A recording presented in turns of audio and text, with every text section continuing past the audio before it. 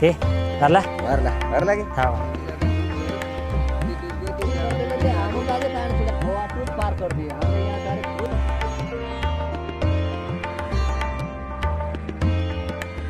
The reason that we use the tool of video is that we are working with a lot of people who are barely literate. It breaks the literacy barrier. During the overflow of the Sardar Sarovar Dam, his land got submerged underwater. And it was promised by the government that there will be a relocated space that these farmers would be getting. But the problem is, when these officials came to visit, they saw it submerged underwater and have falsified the claim that this was not his land. So he has been living this struggle ever since.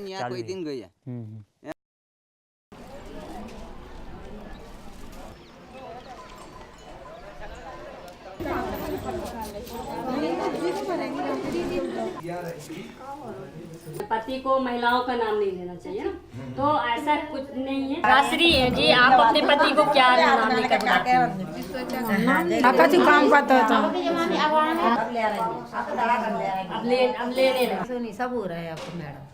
पहला की शर्म ही दया क्योंकि आगे नहीं बोलती। पति लोग ना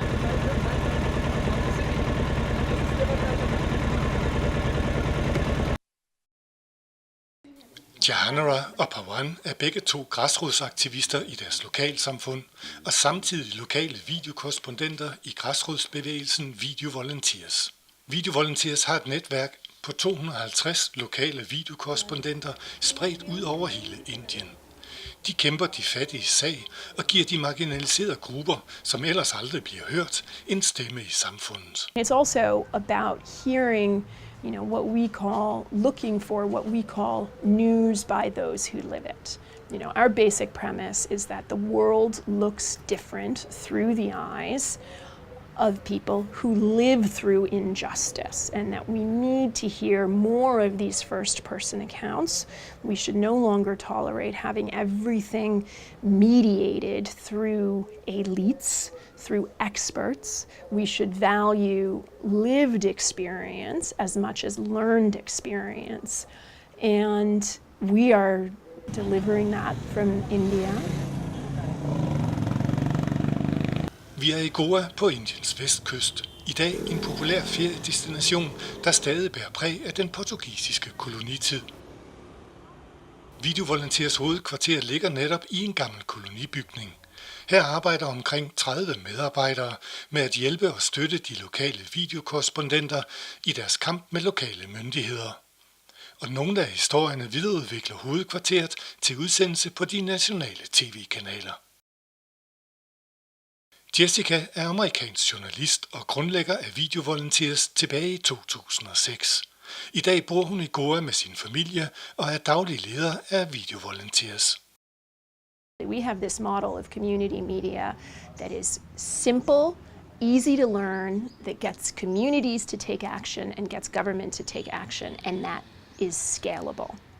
We have built this national level network of 211 community correspondents. They work across 180 districts, and most of those are amongst the 180 poorest districts of the country. So it's a very, very large network of reporters in places where there are no journalists because the journalistic systems are corrupted or frankly, they're non-existent. So we're really creating journalists in places where they are not. And yet, they're not just journalists. In fact, we don't use that term. We call them community correspondents because their purpose, just as much as it is to tell unheard stories, their purpose is also to create change. So this is the headquarters of Video Volunteers in India. Here on these posters are some of the messages and that really mean a lot to us. Imagine 1 billion voices joining in to amplify every single cry for justice. Change the world one small change at a time. That is really what this is all about. This is what a lot of these folks are doing and working on. In this room, this is our training and mentoring team. Their job is to make sure that each community correspondent is growing and learning and getting impact They're each matched with a set of community correspondents, and they speak to them regularly. They're their producers, but more than that, they're their mentors. So I was talking to CC, our community correspondent from West Bengal. I am Bengali speaking, so I understand what they are saying and what kind of problems they face in the field while achieving impact. So these are new CCs, they need more mentoring about how to go about talk to farmers who are poor, not ready to go to the officers, how to help them. I was guiding him for the process. I mentor community correspondents from different states and help them in identifying stories and how to build them and like how to edit, where to publicize, what kind of issue they have to raise, and then I support them and help them in doing advocacy to bring impact. This is where our communications team sits, and also our journalists. Video Volunteers has several journalists who work with us, and their job is to help develop stories from the network that can be of national significance and that we can sell or give to different media partners. We work with a lot of the leading online news channels, and we've had partnerships with many different television channels in India over the year. So this is a team that's in charge of developing the stories for those networks, and also, of course, doing social media. I'm going to write an article for one of the videos produced by one of our community correspondents in Delhi. This video is on the rights of construction laborers in the country, and so I'm just doing some background reading on the laws that exist. I work with the correspondents at a very late stage of the story production. Once the video comes to me, and by then it's finalized, that is when I get on call with the correspondents. I try to figure out what's not in the video, get a background, and that's how I mostly interact with them. In terms of the way Video Volunteers has designed our network, we knew one thing that was true, which was that an average citizen cannot get the media to just pick up their story, right? That doesn't work. So what is better is to say that today we all should create our own hyper-local distribution systems, our own hyper-local media. And so that's what we've done. I mean, we essentially think of each community correspondent as not just the correspondent, but also they are the journalist, they are the activist, and they're the channel itself, right? They're in charge of distribution. They should say, how do I reach 100 people? How do I reach 500 people? How do I reach that government official? That's the beauty of the internet, that is in people's controls. So as a structure of our network, it's sort of like there are all these individuals who are like their own one-person broadcast channel, reaching large numbers of people, their own news agency. Then the role of the organization is to be able to pick out the best of that content and distribute it and get it to the places where it can go out to the media. This is the edit room, the only room in the office with air conditioning. So all of these guys are editing the videos, and now editing really the best videos, because one of the neat things that's happened over the last few years is that the correspondents have been able to start editing the videos directly on their devices themselves. That is because phone-based editing softwares have become decent enough that they can do that. So now these guys are really working with excellent stories, working with the best community correspondents, which is also using their skills in a great way, their skills as senior editors.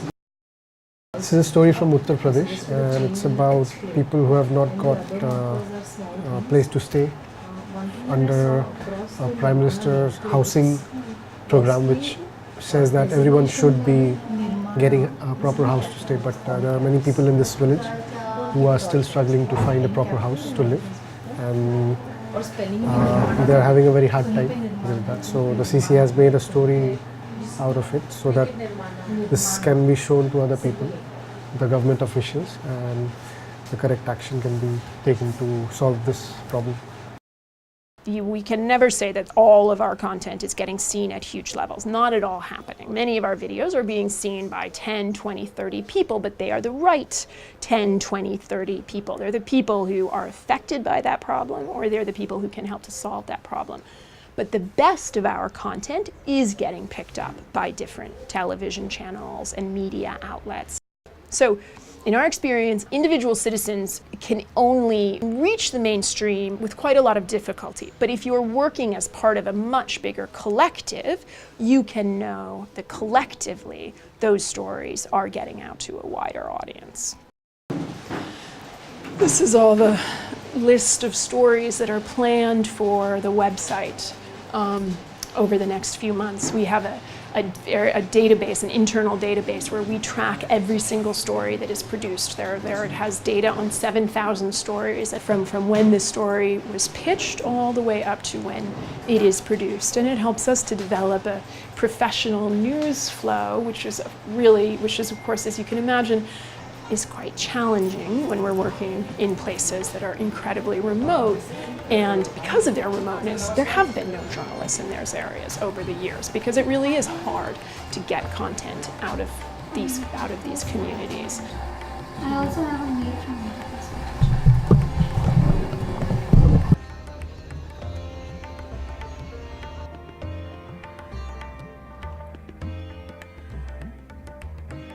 We are recruiting people who are associated with some sort of social movement or NGO, who have a history of volunteerism.